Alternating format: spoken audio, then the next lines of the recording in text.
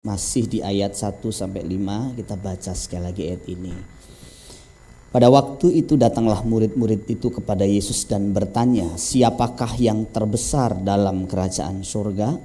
Maka Yesus memanggil seorang anak kecil dan menempatkannya di tengah-tengah mereka lalu berkata, Aku berkata kepadamu, sesungguhnya jika kamu tidak bertobat dan menjadi seperti anak kecil ini, kamu tidak akan masuk ke dalam kerajaan surga. Sedangkan barang siapa merendahkan diri dan menjadi seperti anak kecil ini, dialah yang terbesar dalam kerajaan surga. Dan barang siapa menyambut seorang anak ini dalam namaku, ia menyambut aku. Di dalam teks yang baru kita baca, kita menemukan pelajaran penting yang sudah kita bahas minggu lalu. Yang pertama mengenai para murid sebenarnya belum mengerti konsep kebesaran dalam dimensi kerajaan Allah. Apa yang mereka pahami tentang kebesaran adalah nilai-nilai konsep berpikir dari kepercayaan yang lama, dari pengertian yang lama. Dan ini mewakili kita juga, banyak yang kita percayai yang ada dalam konsep pemikiran kita. Entah itu tentang kepemimpinan, entah itu tentang kelimpahan, kemenangan, kesuksesan, kemuliaan dalam beberapa teks atau bagian dalam Alkitab, kita masih memahami di dalam pengertian lama kita. Bukan sepenuhnya salah, tetapi kadang-kadang memang secara total salah. Ada beberapa yang sebagian tidak terlalu fatal, tetapi ada juga yang sangat fatal. Apa yang kita pahami misalnya tentang kelimpahan salah, apa yang kita pahami tentang kemenangan salah, dalam konteks salah tidak sesuai dengan prinsip-prinsip yang Alkitab catat. Apa sih yang kita mengerti? Yang kita mengerti adalah yang kita terima dari orang tua kita, dari buku-buku, dari film, dari pendidikan sosial masyarakat yang kita terima sejauh ini. Jadi waktu kita membaca Alkitab, kita menemukan ayat-ayat, bagian-bagian yang termasuk di dalamnya kebesaran, kepemimpinan, kemenangan, kelimpahan, kesuksesan, keberhasilan, kemuliaan. Rata-rata pikiran kita adalah seperti yang dunia ini sudah gariskan atau sudah konsepkan. Itu sebabnya terjadi tabrakan. Kita berpikir yang kita pahami ini benar, tapi sebenarnya masih salah. Itu sebabnya kita perlu terus belajar firman supaya konsep berpikir kita diselaraskan. Contoh sederhana saja, misalnya konsep mengenai kelimpahan. Kalau Tuhan berjanji barang siapa yang datang kepada dia diberi hidup dan hidup berkelimpahan, itu dipahami kalau orang di dalam Kristus berarti dia punya kelimpahan di dalam segala hal, termasuk kelimpahan materi, kelimpahan barang-barang, uang, atau hal-hal yang sifatnya jasmani. Tentu yang dimaksudkan bukan arahnya ke sana, tetapi lebih kepada kualitas hidup kita yang unggul seperti yang Kristus pernah jalani selama ia ada di dunia ini. Yang kedua, bahwa kita melihat dalam teks ini tujuan dan motivasi para murid mengiring Kristus masih menyimpang. Tujuan hidup mereka masih seputar pemenuhan ambisi pribadi, mendapatkan kesuksesan, kekuasaan, dan kemuliaan duniawi. Dengan jelas ayat-ayat tersebut mencatat bahwa para murid masih punya motivasi, masih punya tujuan yang belum selaras dengan apa yang Kristus maksudkan. Dan ini juga mewakili kita. Sekalipun ada banyak dari antara kita yang sudah menjadi Kristen bertahun-tahun, mengerti ayat-ayat firman Tuhan, banyak belajar firman, tetapi tujuan dan motivasi kita ikut Tuhan masih salah, masih menyimpang, masih seputar kekuasaan dan kemuliaan duniawi.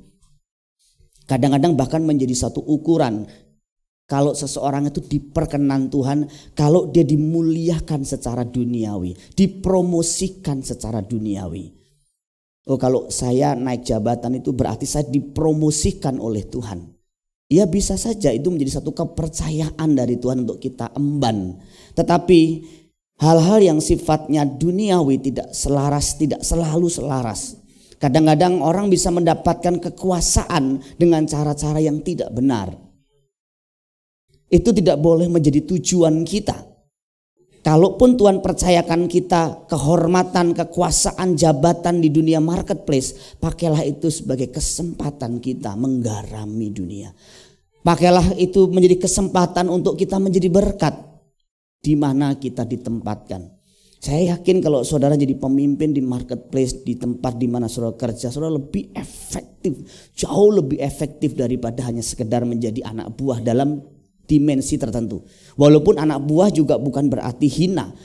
Dia bisa menjadi cara alat Tuhan untuk merangkul orang-orang selevelnya. Tetapi kalau dia seorang pemimpin, dia bisa merangkul anak buah, dia bisa merangkul sesama pemimpin. Biasanya kalau anak buah agak sulit merangkul ke atas. Jadi kalau ada di antara saudara yang menjadi pemimpin, jadi orang yang sukses di dunia marketplace, itu juga kepercayaan yang Tuhan beri. Untuk apa? Untuk kita bisa membawa orang-orang kepada Tuhan. Bukan untuk kemuliaan duniawi, bukan untuk mengumpulkan uang, bukan untuk prestis. Nih loh, saya diberkati Tuhan. Nih loh, anak Tuhan itu mesti kaya. Nah, Bapak Ibu Saudaraku sekalian, dari sini kita melihat juga bahwa muara para murid adalah masih kepentingan pribadi dan hanya untuk pengagungan diri semata. Kalau seorang sampai rebutan posisi dan mengatakan siapa yang terbesar, jelas di sana muaranya adalah kepentingan sendiri.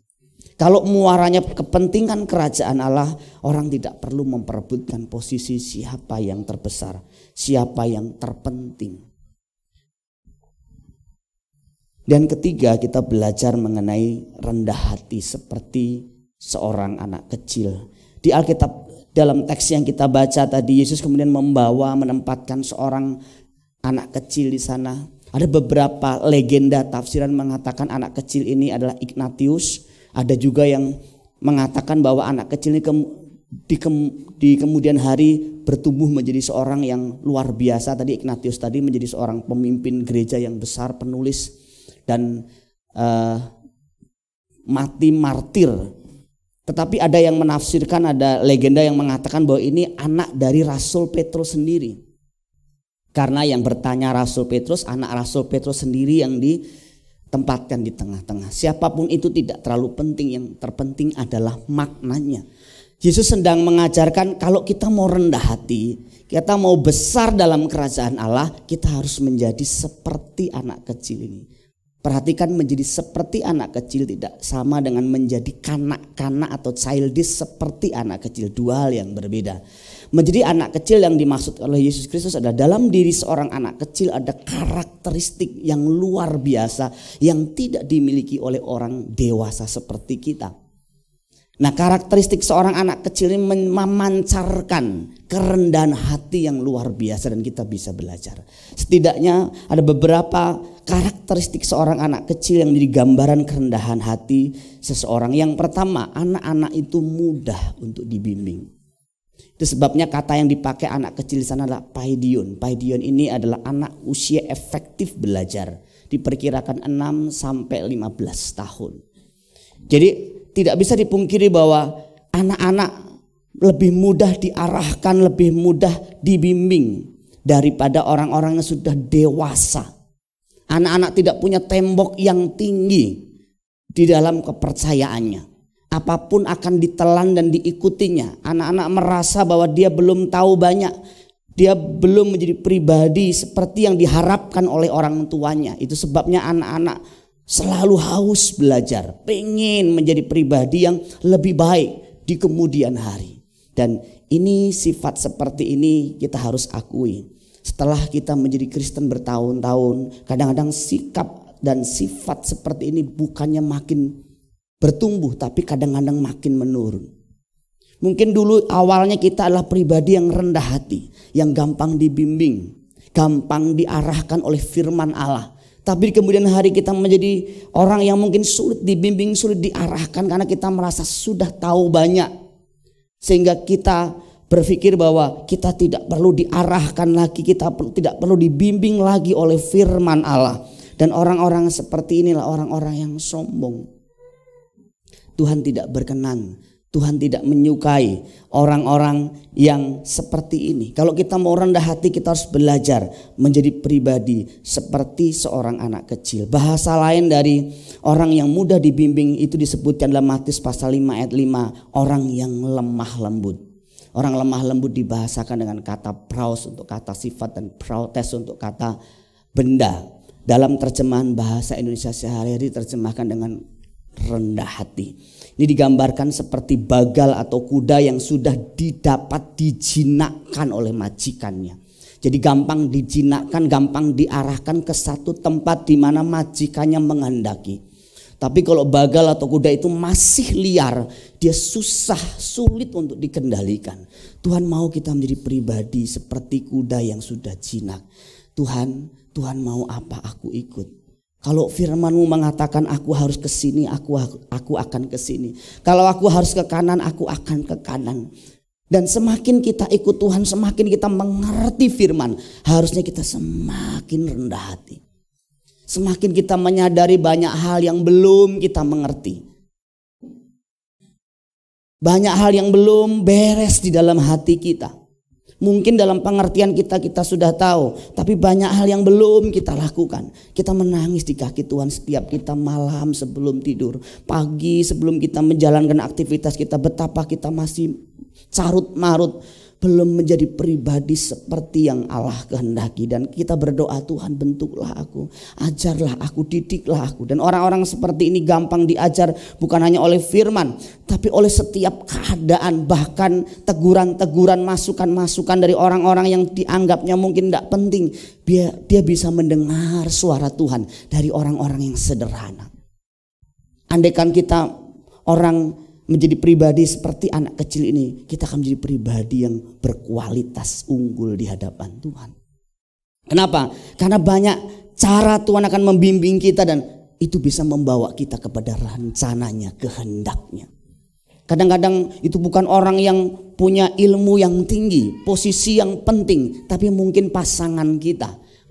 Mungkin masukan dari pasangan kita yang kita anggap gak penting, gak selevel dengan kita. Bahkan anak buah kita, masukan dari orang yang memusuhi kita, kritikan, cacian, makian, itu bisa menjadi cara untuk Tuhan berbicara kepada orang yang rendah hati. Tapi orang yang sombong berkata, siapa kamu? Kamu gak level menasihati saya. Siapa kamu? Kamu gak penting. Tapi kalau orang rendah hati, tidak penting siapa yang menasihati dia, siapa yang mengkritisi dia, siapa yang menghina dia. Dia bisa pakai itu sebagai cara Tuhan berbicara kepadanya. Dan itulah hebatnya anak kecil. Anak kecil itu menjadi pribadi yang dipercontohkan oleh Yesus Kristus, menjadi pribadi yang gampang diarahkan. Memang ada juga anak-anak kecil yang bandel diarahkan juga. Tetapi Alkitab tidak mencatat sedang tidak mengarahkan ke sana. Tetapi sisi kelebihan dari anak kecil ini terlebih dahulu. Mari Bapak Ibu Saudaraku sekalian, kalau kita mau belajar rendah hati, kita setiap hari bergumul. Kita setiap hari berperkara dengan Tuhan.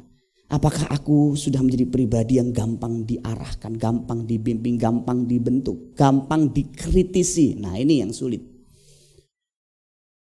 Kalau Tuhan yang mengkritisi lewat firman, lewat khotbah seperti ini kita terima dengan mudah.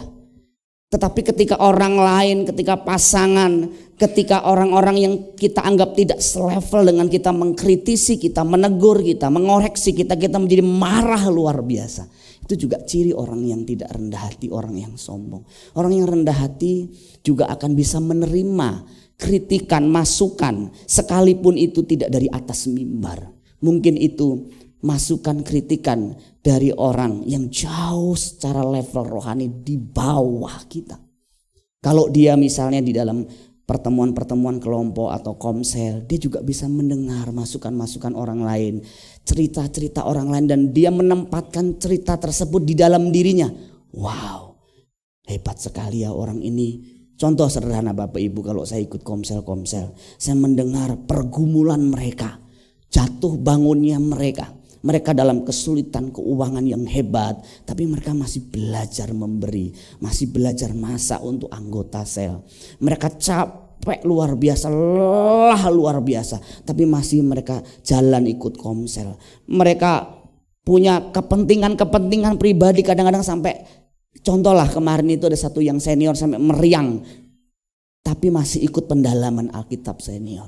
Itu membuat saya agak malu kalau saya tidak lebih dari mereka. Perjuangan saya harusnya lebih dari mereka. Ada orang-orang yang pulang kerja sampai jam 7 malam, jam 9 malam lanjut komsel. Fisik mereka sudah lemah, tapi mereka punya kehausan yang luar biasa untuk melakukan kebenaran.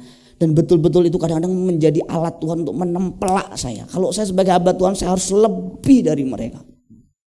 Kadang-kadang kalau dengar cerita jemaat di dalam hal membaca Alkitab, mereka bisa membaca satu pasal sehari, satu kitab dalam satu minggu. Kalau saya sebagai pendeta tidak lebih dari mereka, saya tertempelak juga. Kadang mereka cerita jam 4 pagi bangun sebelum mereka akhirnya menjalankan aktivitas mereka. Mereka doa dulu, mereka menyembah Tuhan.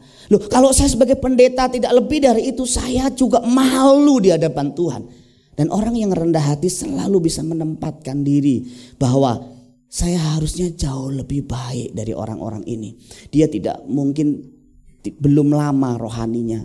Secara ikut Tuhan mungkin orang baru. Saya sudah 30 tahun lebih ikut Tuhan. Kok dia lebih luar biasa ikut Tuhan. Karakternya bertumbuh luar biasa. Saya harusnya lebih dari itu. Itu menjadi stimulan kita. Pemacu kita untuk bangkit. Dan orang yang rendah hati selalu punya alasan untuk memperbaiki diri. Tetapi orang yang sombong selalu punya alasan untuk membela diri. Tapi kalau orang rendah hati, dia selalu punya alasan untuk memperbaiki diri. Iya, saya yang salah. Saya memang harus berubah. Tapi kalau orang sombong selalu punya alasan untuk membela diri. Untuk membenarkan diri dari tindakan-tindakannya. Saya berdoa supaya kita semua menjadi pribadi yang rendah hati. Yang kedua, anak-anak itu mudah memaafkan dan melupakan kesalahan. Perhatikan anak-anak. Entah itu anak-anak kita, anak-anak tetangga, perhatikan mereka. Mereka bermain, kemudian berantem hebat, sampai nangis histeris. Dan kemudian dalam beberapa waktu kemudian mereka bermain lagi seolah-olah tidak terjadi apa-apa di antara mereka. Mereka tertawa, mereka berbagi mainan kembali seolah-olah tidak pernah ada kejadian yang luar biasa di antara mereka. Padahal sebelumnya mereka nangis, mereka histeris luar biasa. Dan itu terjadi juga dengan anak saya, Theo dan Daryl. Kadang-kadang kalau mereka berantem atau ribut itu saya kaget, ada apa sih ini? Nangis tuh, Daryl sampai histeris kadang-kadang. Wow gitu. Ya ampun, ini diapain ini sama kokonya. Kalau saya tanya sama kokonya nggak diapa-apain, cuma nabrak kokonya lecet sendiri. Kadang-kadang nendang bola nggak masuk-masuk. Kenapa? Karena katanya badannya kokonya itu memenuhi semua tempat untuk bola lewat. Itu lihat, koko badannya kan gede. Jadi kalau koko begini saja, bolaku nggak bisa masuk. Tetapi gak lama kemudian mereka main bareng, mereka tertawa banget bareng, mereka seolah-olah tidak terjadi apa-apa. Seperti itulah Tuhan mau dalam diri kita terhadap kesalahan orang lain. Tidak mungkin orang tidak salah sama kita. Tidak mungkin juga kita tidak berbuat salah kepada orang lain, Bapak Ibu saudaraku sekalian. Tapi Tuhan mau kita rendah hati seperti seorang anak kecil yang gampang memaafkan, gampang melupakan. Yang dilupakan bukan peristiwanya. Karena mungkin sulit kita melupakan peristiwanya, tapi yang kita lupakan adalah satu hal yang negatif di dalamnya. Pengalaman negatifnya, konotasi negatifnya dari pengalaman tersebut yang kita buang. Tetapi pengalamannya mungkin akan terus kita ingat, tetapi sudah tidak ganjel lagi di hati kita. Jadi itu penting sekali Bapak Ibu Saudaraku sekalian. Alkitab juga mengatakan kasih tidak pemarah dan tidak menyimpan kesalahan orang lain. Tapi ada di antara kita mungkin yang sudah banyak belajar firman, mengerti kebenaran, tapi juga pintar dalam menyimpan kesalahan orang. Bisa membuat daftar kesalahan orang disusun dengan rapi. Kemudian pada waktu-waktu tertentu dihangatkan dihangatkan di dalam tidur, sebelum kita tidur, dihangatkan dalam mimpi-mimpi kita. Giginya awas lo. Ini karena dihangatkan kembali, diingat kembali. Pada firman Tuhan katakan kita harus melupakan kesalahan orang lain. Secepat mungkin harus cepat beres sebelum matahari terbenam. Masalah kita, konflik kita secepat mungkin harus selesai, Bapak Ibu. Dan anak-anak kecil itu luar biasa. Seolah-olah tidak terjadi masalah apa-apa. Saya suka kalau melihat anak kecil itu seperti itu. Saya berharap saya seperti anak kecil itu. Orang boleh salah sama saya. Orang boleh melukai hati saya, tapi saya ingin seperti anak kecil itu, seolah-olah memang tidak terjadi apa-apa. Kenapa? Karena saya sudah memaafkan dia. Dan semua berjalan seperti benar-benar tidak ada apa-apa. Tapi kadang-kadang antara di muka sama di belakang kita beda, Bapak Ibu. Di depan kita nggak apa-apa. Di belakang, awas dong. Kita dongkol. Suami istri juga sering terjadi seperti itu.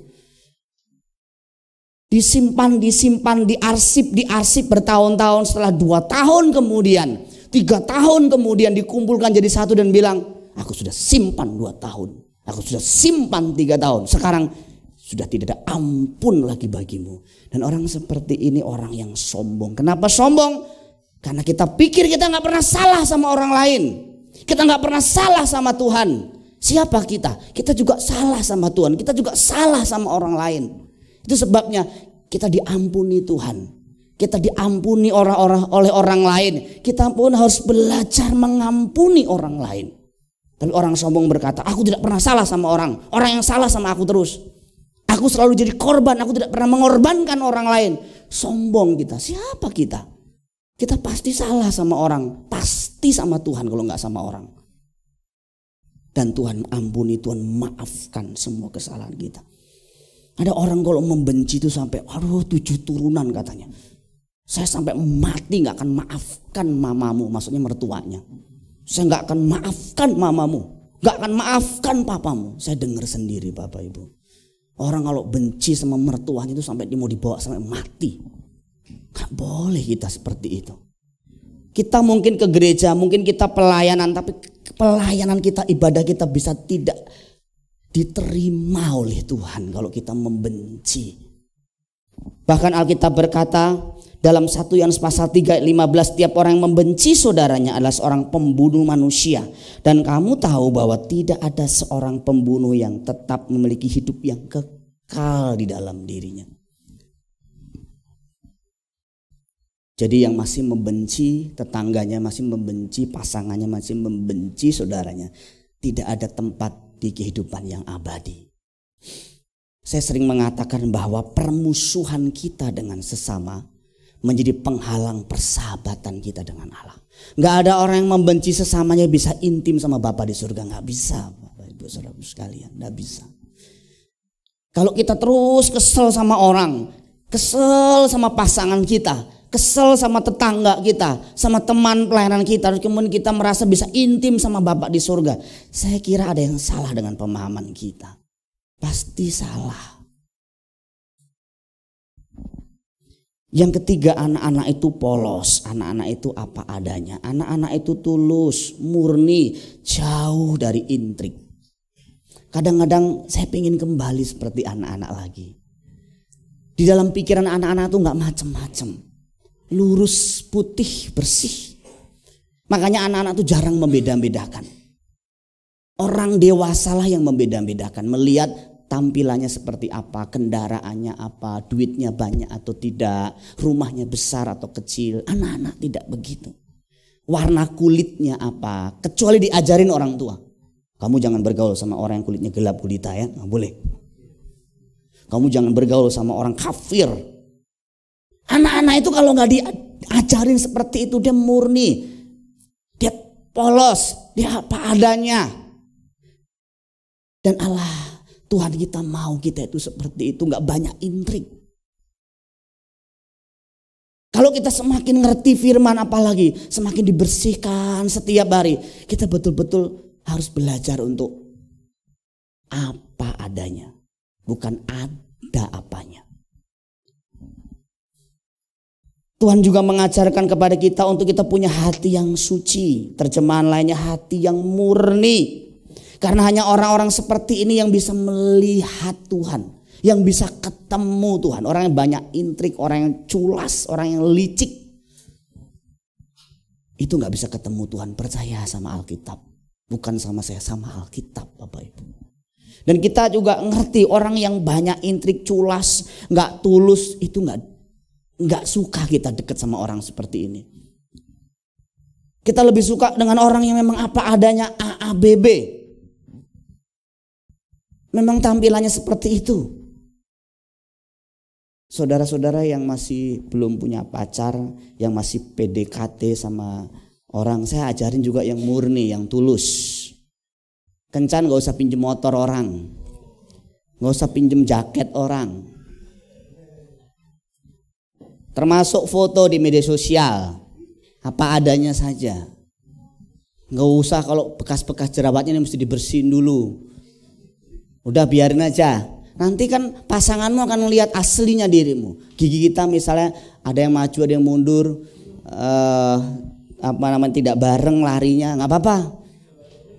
Nanti apa adanya juga sama pasangan. Kalau kita tinggal di rumah petak, kita apa adanya. Kita nggak usah banyak intrik. Apa adanya ya, emang saya begini, kamu mau terima saya silakan, nggak terima silakan. Tapi ya dandan. Ya tetap rapi, bersih, wangi, tetap.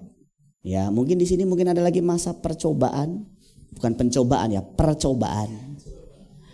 Ya mungkin Heri lagi ada satu mungkin pendekatan sama seseorang begitu. Ya, nggak usah pinjem jaket, nggak usah. Apa adanya saja.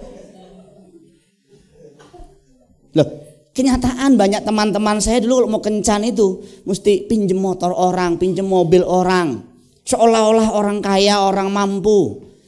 Kita apa adanya saja Bapak Ibu. Kita juga hidup berjemaat juga apa adanya. Ya adanya ini kita lakukan ini. Bukan berarti kita nggak mau berubah, artinya memang kemampuan kita seperti ini. Aduh Pak, jangan main ke rumah Pak, rumahku kecil, rumahku besar Pak, jangan Pak. Kenapa memang dengan rumah kita? Saya bilang Bapak Ibu bersyukur masih punya rumah kecil. Saya masih belum punya rumah sampai hari ini, saya bilang. Jadi gak usah minder. Aduh hambanya, saya naik motor hambanya. Ketemunya di mana hambanya? Saya bilang saya juga naik motor. Kenapa sih kalau kita naik motor? Apakah hina sekali kalau kita naik motor? Ternyata motor dia jauh lebih bagus dari motor saya, saudara. Kenapa? Karena kita ini apa ya? Di dalam hati kita ini sebenarnya banyak yang disembunyikan. Tidak tulus. Ayo kalau di gereja kita seperti itu indah suasananya. Kalau di masyarakat kita seperti itu indah suasananya Bapak Ibu saudaraku sekalian. Kalau kita kesel kita bilang kesel. Kalau marah kita bilang marah, tentu ada penguasaan diri dalam penggunaan bahasanya. Karena kita hidup berkomunitas Bapak Ibu saudaraku sekalian. Tapi yang luar biasa dari anak-anak kecil adalah dia orang yang tidak perlu menyembunyikan sesuatu apa adanya. Di depan A, di belakang tidak B, A juga tidak berbeda-beda. Tidak suka bersandiwara. Bahasa lainnya, anak kecil jarang yang munafik. Anak kecil itu apa adanya. Nah banyak dari antara kita Bapak Ibu sekalian sudah ngerti banyak hal, belajar banyak hal dari film-film, dari media sosial. Kita jadi gak apa adanya lagi.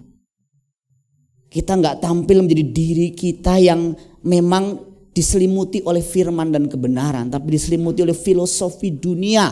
Pakaian kita filosofi dunia, nilai-nilai dunia. Kalau kita ketemu teman-teman reuni kita tunjukkan HP yang terbaik kita, mobil kita, padahal kredit juga ngangsurnya juga Senin Kemis. Kita tunjukkan HP kita bilang rumah kita di sini.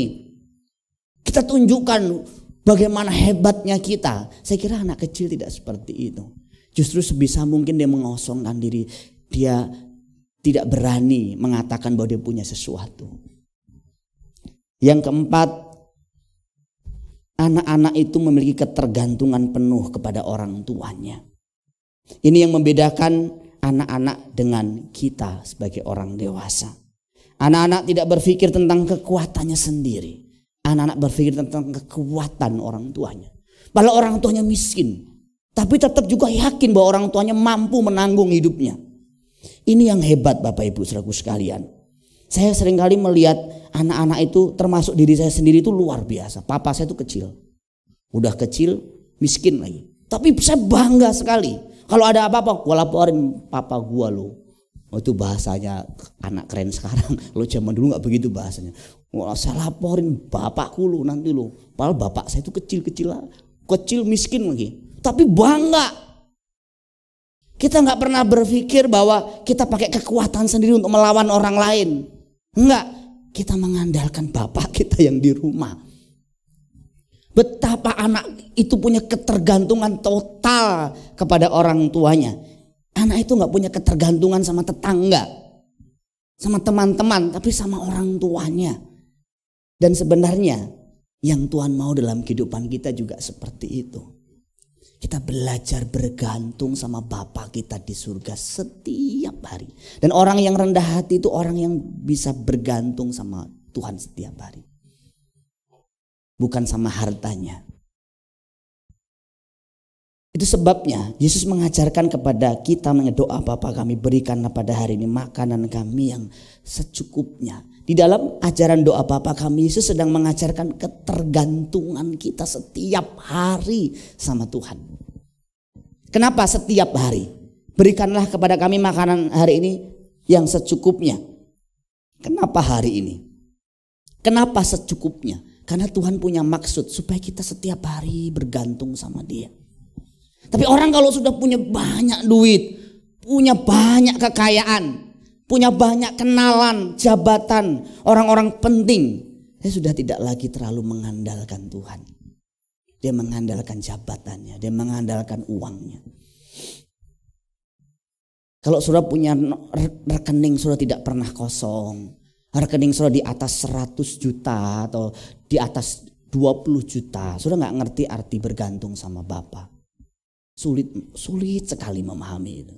Sampai saudara itu betul-betul minus. Ketika Paulus berkata, aku ngerti apa itu kekurangan, aku ngerti apa itu kelimpahan. Paulus pernah limpah. Dia pernah menjadi petinggi agama Yahudi. Fasilitasnya luar biasa. Saya yakin dia kaya, terhormat. Tapi dia juga pernah merasakan dalam ladang pelayanan sampai harus puasa terpaksa. Lapar. Dan Tuhan kadang-kadang mengizinkan kita dalam situasi-situasi ekstrim tertentu supaya kita belajar bergantung bukan sama harta kita. Kadang-kadang Tuhan izinkan harta kita minus 0. Supaya apa? Supaya ketergantungan kita bukan sama harta. Kadang-kadang harta kita diambil orang lain, hak kita diambil orang lain supaya kita bisa bergantung bukan kepada harta kita, tapi kepada Dia.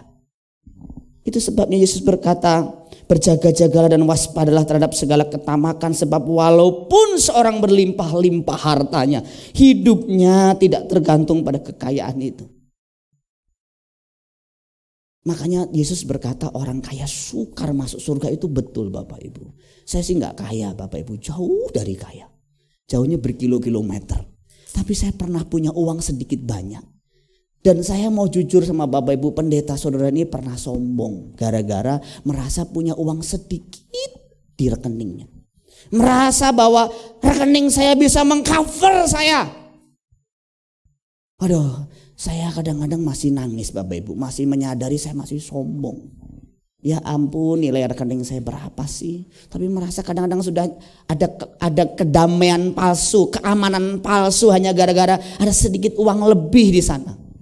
Apalagi kalau semua terhandle dengan baik, semua berjalan dengan baik. Wow, kayaknya hidup ini begitu indah, nyaman, enak.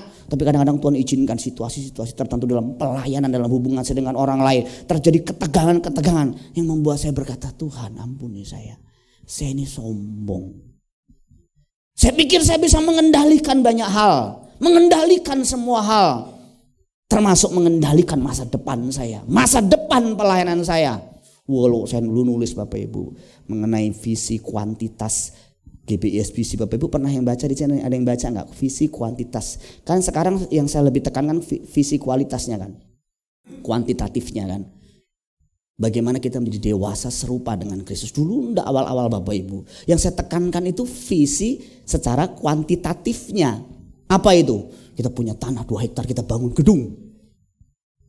Bukan salah sepenuhnya kalau dipakai untuk kemuliaan nama Tuhan dan itu sebagai berkat, buah kepercayaan dari kualitas kehidupan kita yang baik juga tidak masalah. Tapi saya malu lagi Bapak Ibu menayangkan itu lagi sampai sekarang. Ini sudah berapa tahun? Itu cuma 1 tahun 2 tahun pertama saya taruh, setelah itu saya buang. Sampai ditanya sama anak rohani saya, anak murid saya. Itu mana? Yang ditulis dulu tuh tanah 2 hektar, bangun gedung di sana, bangun sekolahan, jumlah jemaat 10.000, jumlah sekolah Alkitab, ada sekolah juga yang lain-lain. Saya bilang nanti saja kalau hati saya sudah dibenerin. Jadi hati gembala saudara ini juga terus diproses sama Tuhan. Dulu saya menggunakan ukuran-ukuran jasmani. Wah, kalau jemaat rame itu seneng. Entah jemaatnya bener gak bener itu nomor 2. Yang penting rame dulu. Apalagi kalau persembahannya banyak. Waduh, aman gitu ya. Tapi Tuhan izinkan situasi-situasi minus. Itu supaya saya bergantung sama Dia. Rekening gereja tidak selalu plus Bapak Ibu. Banyak defisitnya. Apalagi awal-awal pelayanan kami 4 tahun pertama itu betul-betul sangat berat sekali. Tapi disitulah Tuhan mengajar saya tentang ketergantungan saya, kebergantungan saya kepada Dia. Makanya sulit menjelaskan ini secara teori sampai Bapak Ibu mengalami sendiri arti bergantung penuh sama Tuhan itu gimana. Rata-rata Bapak Ibu mungkin tidak mengalami secara langsung. Sulit sekali kalau kita tidak mengalami langsung. Tapi kalau sudah mengalami langsung, Bapak Ibu bisa mengatakan seperti Paulus katakan, segala perkara dapat kutanggung di dalam Dia yang memberi kekuatan kepadaku. Itu bisa terjadi, itu ayat yang ke-13, ayat 12-nya dalam Filipi pasal 4. Aku tahu apa itu kekurangan, aku tahu apa itu kelimpahan. Aku merasakan lapar, aku merasakan kenyang. Baru ayat 13-nya, segala perkara dapat kutanggung di dalam Dia yang memberi kekuatan kepadaku. Alami sendiri Tuhan saudara itu lewat kualitas kenyataan hidup di lapangan saudara. Bagaimana kalau orang tua sudah tidak support ekonomi saudara? Bagaimana kalau saudara dalam kondisi kepepet luar biasa? Hanya bisa tengadah ke atas dan bilang, Bapa, aku tidak bisa hidup tanpa Engkau. Tapi kita kadang gak fair. Kalau kita lagi jaya-jayanya, semuanya untuk saya, semuanya untuk diriku. Tapi waktu kita bangkrut, waktu kita minus, kita buat komitmen sama Tuhan. Tuhan, ku berikan seluruhnya kepadamu. Terus malaikat bilang, udah habis. Iya, kalau dalam kondisi udah habis-habisan kita berkata, ya, ku berikan sepenuhnya bagimu ya Tuhan. Tapi itu jauh lebih baik karena Tuhan memang melihat hati kita. Itu masalah kepercayaan, Tuhan bisa pulihkan kembali. Tapi kadang-kadang kita gak fair, kita gak adil.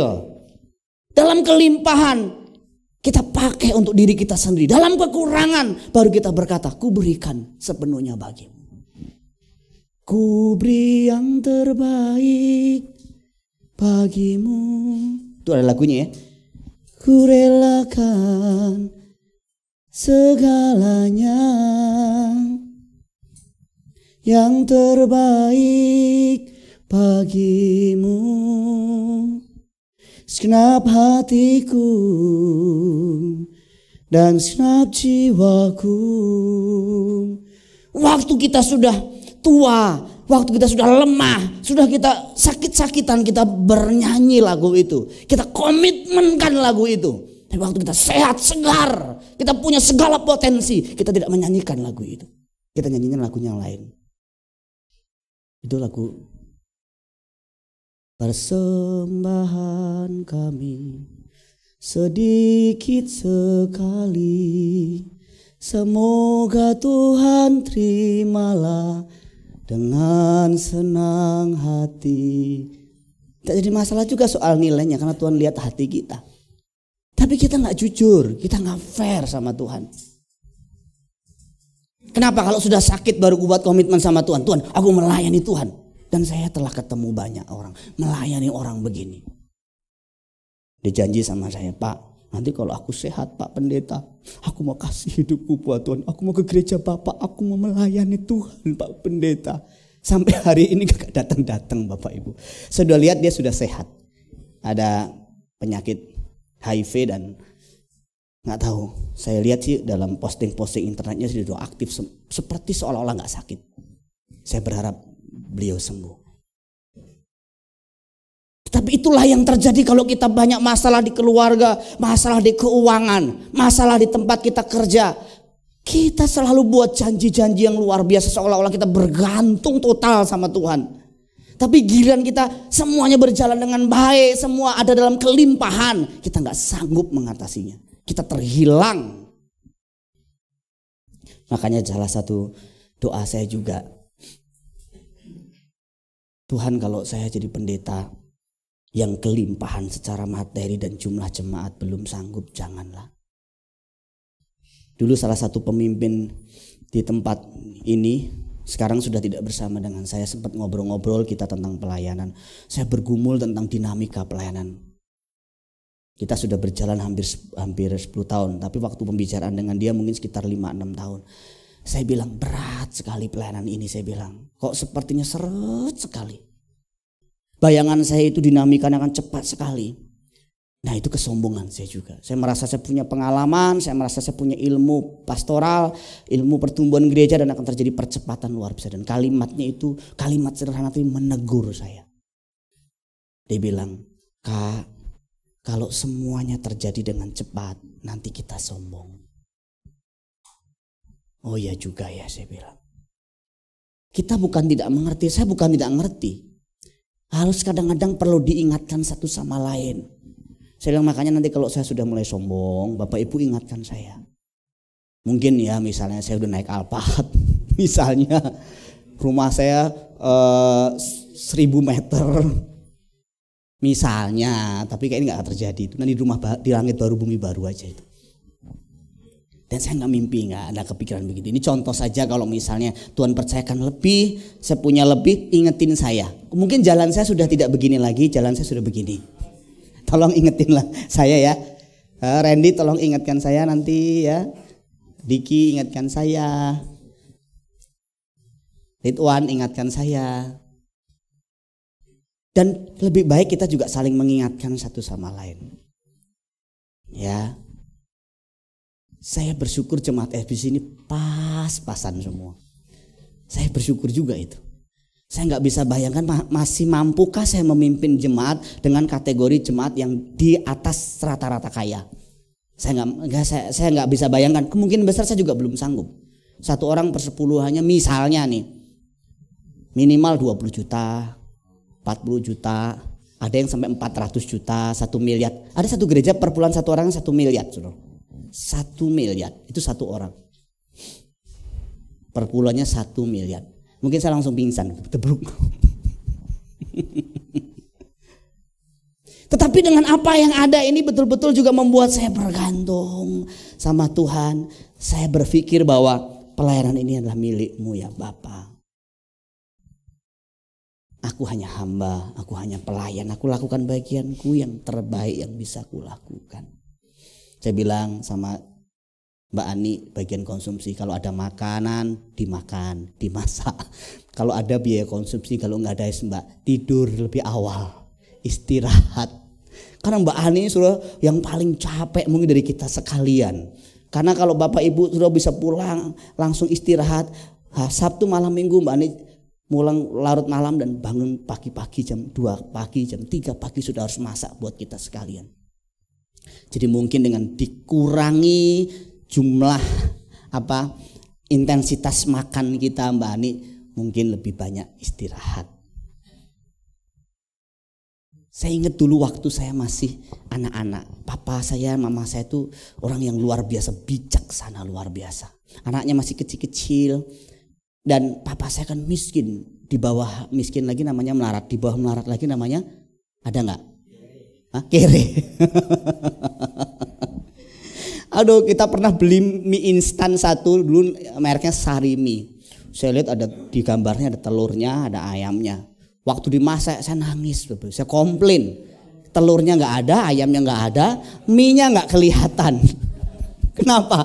Karena dikasih kubis, dikasih sayur-sayuran untuk 5 orang, yang nggak kelihatan. Mana ayamnya, mana telurnya? Mama saya ketawa. Tapi dari situ saya belajar sesuatu. Mama saya itu, papa saya itu dalam kondisi yang sangat sederhana, anak-anaknya tetap berkecukupan. Ya paling makan pagi singkong, makan siang bahan singkong juga, nanti snack sorenya singkong, makan malamnya bahan singkong. Bahan singkong sama singkong beda loh. Bahan singkong ini kering kan namanya tiwul. Makanya kadang-kadang siang itu kita ngonggo-ngonggo. Mungkin Randy tahu kali yang ngonggo-ngonggo itu. Perasaan tuh pengen makan yang manis-manis. Akhirnya jalan keluarnya apa? Nyuri tebu Bapak Ibu. Saking pengen makan yang enak, nyuri tebu, dikejar sama orang. Kita lari. Aduh, kalau makan buah, tunggu hujan badai, wus. Wah, ini berarti kesempatan kami makan buah. Kenapa? Nanti buah punya Pak Lurah itu kalau hujan lebat, itu pada berjatuhan. Dan kita cari pagi-pagi subuh, kita bisa makan buah. Kita nggak kekurangan vitamin tuh, sampai hari ini sehat-sehat dan pinter-pinter. Anak-anak dari mama papa saya pinter-pinter, maknya itu cuma lulus S2 SD, kelas 2 SD. Bapak saya tidak sekolah. Tapi anak-anaknya survive, bisa berjuang. Kenapa? Karena bisa berpadan dengan apa yang ada. Saya bilang kita juga harus berpadan dengan apa yang ada. Kalau memang kemampuan jemaat memberi segitu, kita juga mungkin makannya bisa dikurang-kurangi. Kita banyak pangkas-pangkas. Kalau misalnya kita bisa makan sebulan sekali, nggak apa-apa sebulan sekali. Mungkin ada yang ulang tahun mau berbagi berkat, silahkan. Misalnya kemarin Aiden ulang tahun. Wah, terus bagi berkat. Puji Tuhan. Nanti setiap tahun ada berapa kita yang ulang tahun, sendiri berat patungan aja 20 orang patungan. Kita pas ulang tahun kita akan merasa enaknya makanan kalau jarang-jarang. Saya yakin gak akan dibuang lagi makanan-makanan. Ada yang sudah bikin satu gunung dimakan gak enak langsung dibuang. Padahal yang masak itu perjuangannya itu, termasuk yang menyiapkan dananya itu luar biasa. Yang terakhir, anak-anak memiliki kepercayaan total kepada orang tuanya. Jauh dari pikiran curiga, asumsi, ragu-ragu terhadap orang tuanya. Seperti itulah harapan Tuhan kepada kita. Jangan pernah kita mencurigai Tuhan. Jangan pernah kita ragu-ragu sama Dia. Jangan kita berpikir Tuhan itu punya sesuatu yang jahat buat kita. Walaupun kita sakit, walaupun kita kekurangan, Dia tidak pernah jahat buat kita. Walaupun kita mengalami masa-masa sulit, Dia tidak pernah jahat. Dia hanya melatih kita untuk kita menjadi dewasa, cakap. Dulu saya marah, dulu kepahitan sama mama papa saya. Benar-benar saya pahit. Kenapa hidup saya susah? Kenapa makannya tiwul terus? Kenapa sekolah saya di negeri yang sekarang sudah tutup? Saking buruknya kualitas sekolah itu. Aduh, saya marah. Tapi sekarang, bukan hanya sekarang, artinya dalam pengertian sekarang saya mengerti kebenaran. Betapa saya bersyukur saya hidup di dalam kondisi keluarga seperti itu. Kalau enggak, mungkin saya tidak menjadi hamba Tuhan. Mungkin saya sudah terhilang. Dan mungkin saya sudah jadi ustadz. Jadi saya bersyukur, mending saya jangan-jangan jadi pengantin bom bunuh diri. Serius, saya pernah berpikir loh saudara. Saya bisa-bisa jadi pengantin bom bunuh diri loh. Kalau saya tidak ditangkap oleh Tuhan.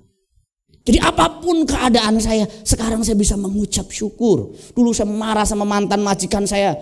Saya dulu marah sama ini, marah sama itu, marah.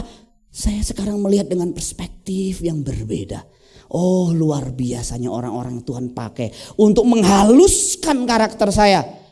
Karakter saya yang bobrok, keras kepala. Orang Jawa itu gak kelihatan keras kepala Bapak Ibu. Inggih-inggih, tapi kepanggih. Tahu gak artinya? Gak tahu, saya juga gak tahu. Orang Jawa tuh kelihatan halus, tapi bisa juga dia punya kebencian yang luar biasa di belakang. Makanya simbolnya blangkon. nongolnya di belakang. Ini belangkon nongol di belakang. Sampai kita menjadi seperti Paulus dan berkata, aku tahu kepada siapa aku percaya. Kita ngalami sendiri Tuhan pelihara kita. Dan selama saya mengiring dia Bapak Ibu sekalian, termasuk saya memulai pelayanan sampai hari ini, betul-betul saya mengalami dia secara pribadi. Saya bisa mengucapkan apa yang Paulus ini ucapkan di dalam relung hati saya yang paling dalam. Aku tahu kepada siapa aku percaya. Aku tidak meragukan dia. Aku tidak akan menjadi kecewa dengan apapun yang terjadi. Bahkan sekalipun saya kehilangan pelayanan, saya kehilangan saudara sekalian, saya masih akan memegang kata-kata ini. Aku tahu kepada siapa aku percaya. Amin.